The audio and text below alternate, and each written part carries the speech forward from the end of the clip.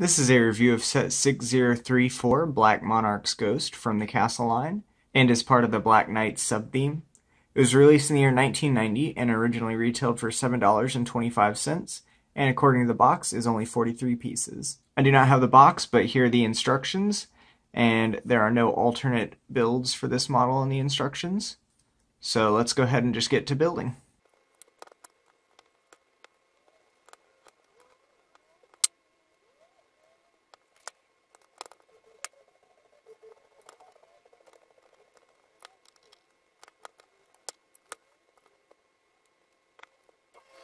Here's the completed set, and first we'll take a look at our minifigures. Here's our Black Knight, and he is one heavily armored dude. He's got his pointy visor with a 3-plumed feather on the top, and that can slide up like that to reveal his face, which is just a generic smiley face. He then has the Black Knight's insignia on his shield there, which is the yellow and blue dragon, and it's the same pattern that was reused for the Dragon Knights, although they just changed the colors. And then he's got his very beefy chest plate, which is the same mold that they used for many, many years after this. I know they used it all the way up until Knight's Kingdom. I don't really keep up with much of the newer sets, so I couldn't tell you if they used it after that. And then if one plate body wasn't enough, he actually has another one printed on his torso, and it's got this nice silver metallic shine. So that's neat that they put a little bit of additional detailing underneath there when they certainly didn't need to, because it would be covered up by the other breastplate the entire time. And then we have the Ghost minifigure, which is definitely one of my favorite figs from the 80s and 90s Castle lines.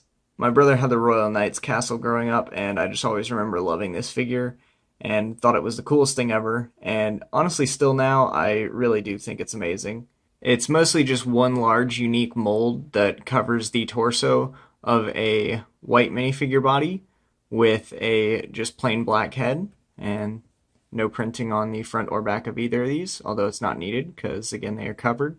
And then the bottom part, instead of doing legs, they just do the same little horse build that they always do to cover up a horse with no saddle, where you just got a 1x2 brick and then a 1x2 plate on top of that. And it's the perfect height combined that the ghost cover comes all the way down to the bottom of it. And the ghost piece itself does have some natural looking ruffles in the bottom there that actually allow for this piece to be placed on a plate and sit snugly. And I love their little smile with the droopy eyes there, and that's actually just a cutout and you're seeing through to the black head underneath, which is pretty cool. Similar to the way that they did the episode 3 clone troopers back in the day. But of course, the coolest thing about this minifigure is that he glows in the dark, and this is definitely the thing that made him seem so cool to me as a kid. And we'll go ahead and turn on the lights here so that you can see it, hopefully.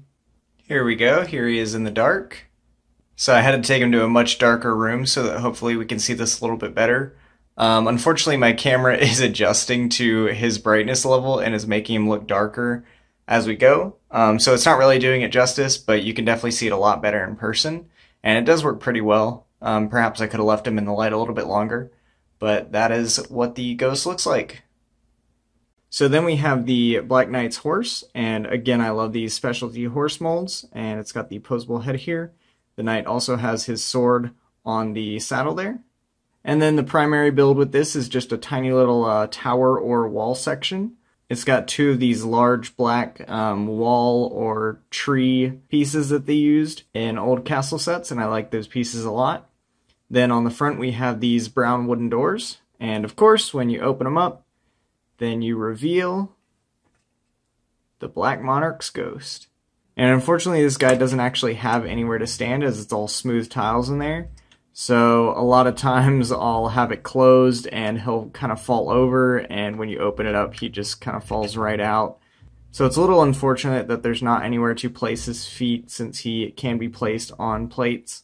And then we have another one of these Parrot Molds in gray that's supposed to be some sort of hawk or raven or something like that.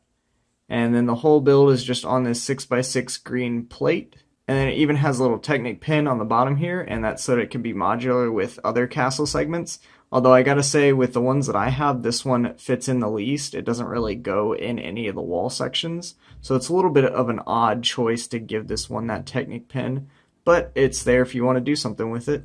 So that is the set, and adjusted for inflation would have retailed for $14.74, which is a little bit pricey, but I guess it makes sense. I mean, you get two minifigures, one of which glows in the dark, the other is fully accessorized, and then you get the large horse mold. However, current use prices have it at $21.30, which, similar to the Wolfpack Renegades that we saw, Black Knights also has a pretty large following, and a lot of people really do like that Ghost minifigure, and this is one of the cheapest sets to be able to get that figure, so it does make sense as well. And while I do admit that $20 does seem like a lot for what's included here, I do feel like it's worth it just because the minifigures are so cool. But that's just my opinion, and that is my review, so thank you for watching.